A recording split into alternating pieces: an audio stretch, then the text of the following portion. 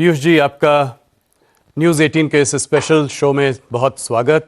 आप यहाँ हमारे स्टूडियो में आए, आपका बहुत बहुत धन्यवाद।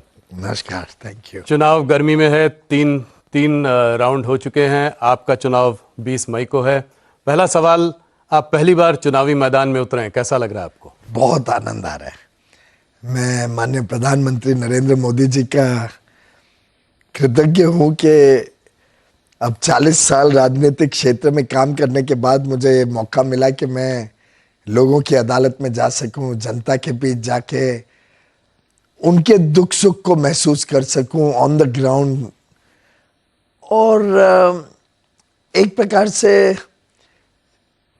40 सालों में कई चुनाव देखे, कई चुनावों की रणनीति बनाई, कई चुनावों में दूसरों के लिए काम किया।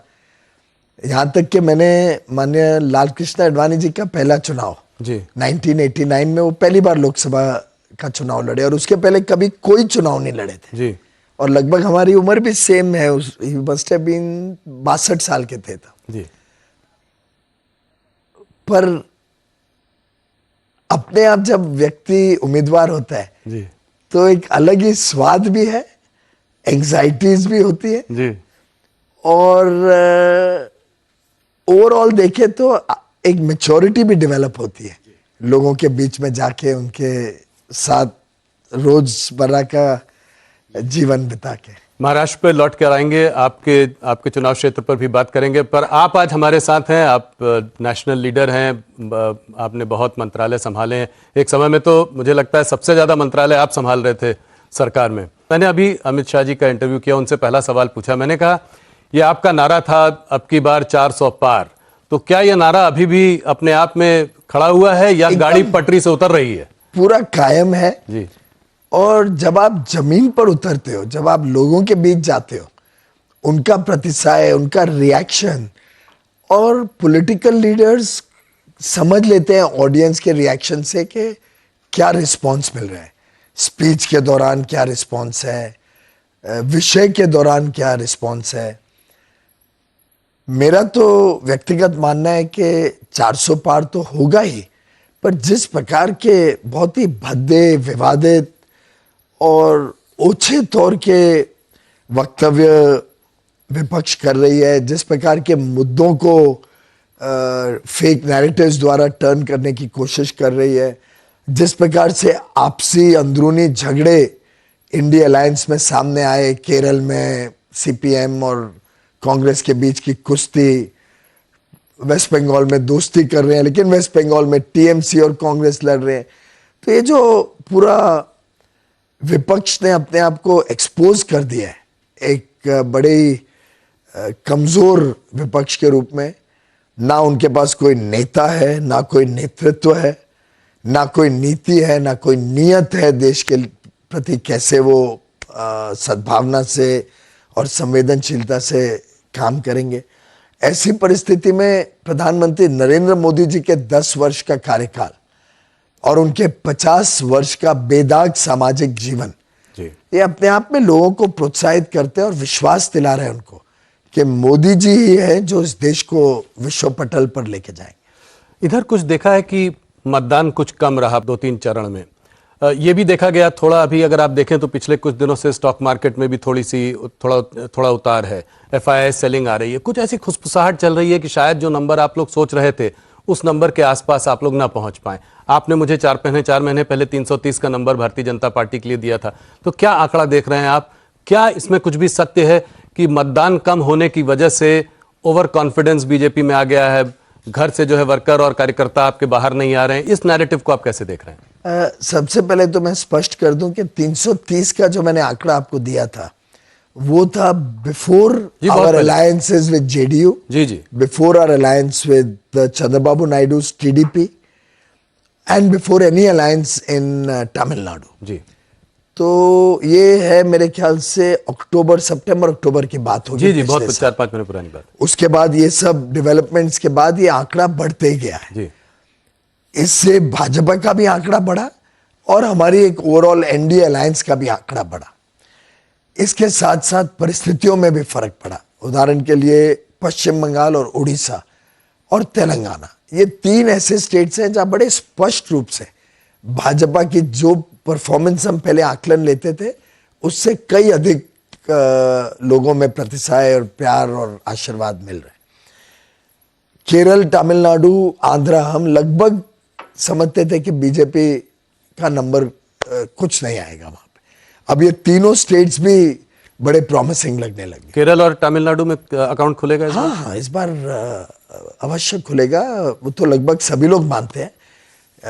केरल में अकाउंट भी खुलेगा और शायद वो अकाउंट ऐसा खुलेगा कि चौंकाने वाला होगा, both in terms of seats and in vote share. Vote share में तो सब इस बात को मानते हैं, सीट कन्वर्जन होगा। सीट्स में भी 2 या 3 सीट्स ऐसी हैं जिसमें हम बहुत स्ट्रांगली रेस में हैं, एक तो पक्का जीतेंगे।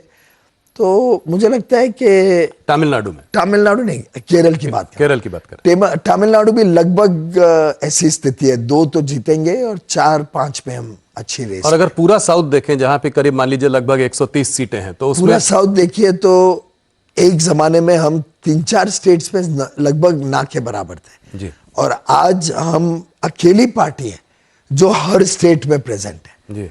जैसे ही हम केरल, तमिलनाडु में अकाउंट खोल लेते हैं, आंध्रा में तो अच्छा रिजल्ट आएगा इस बार, लगभग स्पष्ट है। कल आपने विजयवाड़ा का रिस्पांस अवश्य देखा होगा, अद्भुत था।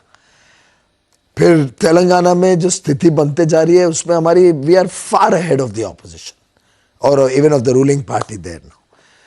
फिर कर्नाटक में लगभग we been able to maintain our position. Karnataka में आप लोगों की बहुत भारी जीत थी पिछली बार, मेंटेन कर पाएंगे उसको? कह रहे हैं लोग कि वहां पे थोड़ा माहौल दबा हुआ है। 1-2 सीटों में कभी माहौल आगे पीछे हो सकता है, पर मुझे नहीं लगता कि इस बार और पिछली बार में बहुत लंबा चौड़ा फर्क होगा, क्योंकि ये राष्ट्र का चुनाव है, देश का चुनाव। लोगों को ध्यान में है कि इससे देश का नेता चुना जा रहा है, देश की सरकार। और इतना तो सब मानते हैं कि वो जो पुराने काली घटा वाले दिन थे, यूपीए के भ्रष्टाचार से लेप्त प्रधानमंत्री जो करते हैं उसको एक युवराज उठा के प्रेस कॉन्फ्रेंस में ध्वस्त कर देते हैं। रोज हर हफ्ते महीने एक नया भ्रष्टाचार का कांड बाहर खुलता है। प्रधानमंत्री इतने निहत्थे के बोलते हैं मैं क्या करूं भाई, these are compulsions of coalition politics. इस प्रकार की सरकार आज देश में कोई हिस्से में लोग नहीं चाहते। तो दक्षिण में जो माननीय अमित शाह जी ने कल कहा, मैंने भी ईमानदारी से सोचा नहीं था उस दिशा में। फिर बाद में जब आंकड़े जोड़े और देखा तो मुझे ध्यान में आया कि और कोई पार्टी नजदीक भी नहीं आती है। जितनी सीटें हम सभी स्टेट्स मिला के, कर्नाटक, तेलंगाना, आंध्रा और केरल, तमिलनाडु, तो सभी मिला के। तो आंकड़ा क्या है 130 में आपको क्या लगभग दिखता है? मैंने एग्जैक्ट आंकड़ा नहीं किया, but we will be the single largest amongst all the parties contesting in south India. Piyush ji, थोड़ा सा बड़े मुद्दों पे एक आध बात करते हैं। अगर आपको इतना ही कॉन्फिडेंस है कि 400 पार आराम से होगा, भारतीय जनता पार्टी की 370 सीटें आएंगी, तो जो ये चुनाव का मोमेंटम शुरू हुआ था, तो आप लोग डेवलपमेंट की बात कर रहे थे, इकोनॉमी की बात कर रहे थे, अपने मोदी जी के कार्यकाल में जो भी बड़े बड़े काम हुए हैं उनको गिना रहे थे। इधर इधर खास करके 2 चरण के बाद ये देखने को मिला कि अब जो है पूरा चुनाव हिंदू मुसलमान पर आ गया है। प्रधानमंत्री जी ने भी राजस्थान में अपने रैली में इसकी बात करी, यहां तक कि ये बात हुई कि कांग्रेस जो है वेल्थ डिस्ट्रीब्यूशन की बात कर रही है, हिंदुओं का जो है कि जमा पूंजी लेकर मुसलमानों में बांट देगी, घुसपैठियों में बांट देगी। इसको आप कैसे देखते हैं? इसकी क्या जरूरत है इस समय इस बात को उठाने? हमारी तरफ से तो ये निकला ही नहीं। आप आज भी मोदी की गारंटी खोल के देख लीजिए, बहुत ही पॉजिटिव नैरेटिव है जी। हमने हर विषय को बड़ी गंभीरता से और गहराई से देश के समक्ष रखा है। एक विजन रखी है कि कैसे अमृतकाल में हम विकसित भारत बनेंगे और उस दिशा में क्या क्या कदम उठाए जाएंगे हमारी तीसरी टर्म में।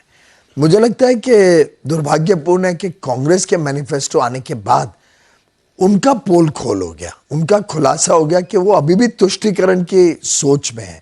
वो अभी भी सैम पिट्रोडा जी के दिखाए हुए आर्थिक विषयों पे चलने की सोच रहे हैं। उनके लिए अभी भी जो भेदभाव की राजनीति है वो प्राथमिकता लेती है। और उन्होंने जिस प्रकार के भ्रम पैदा करने की कोशिश की समाज में, उसको हमें लोगों के बीच में ठीक से प्रेजेंट करना आवश्यक लगा। और मैं समझता हूँ डेवलपमेंट और पॉजिटिव एजेंडा की बातें हमने नहीं बंद किया लिखनी, पर स्वाभाविक रूप से मीडिया हो, सोशल मीडिया हो, उसमें चटपटी बातें, थोड़ा बहुत एक्साइटमेंट या टीआरपीज और हेडलाइन हंटिंग तो रहती है। तो इससे ऐसा सा फील होता है कि ये नैरेटिव चेंज हुआ है। पर आप कोई भी हम में से किसी का भी, माननीय प्रधानमंत्री जी का, अमित भाई का, माननीय जेपी नड्डा जी का या राजनाथ जी का भाषण देखें, या हम जो कैंडिडेट्स हैं हमारे लेवल के भी भाषण देखें, तो बड़ी सकारात्मक सोच के साथ हम जनता के बीच जा रहे हैं, पॉजिटिव नैरेटिव को प्रमोट कर रहे हैं।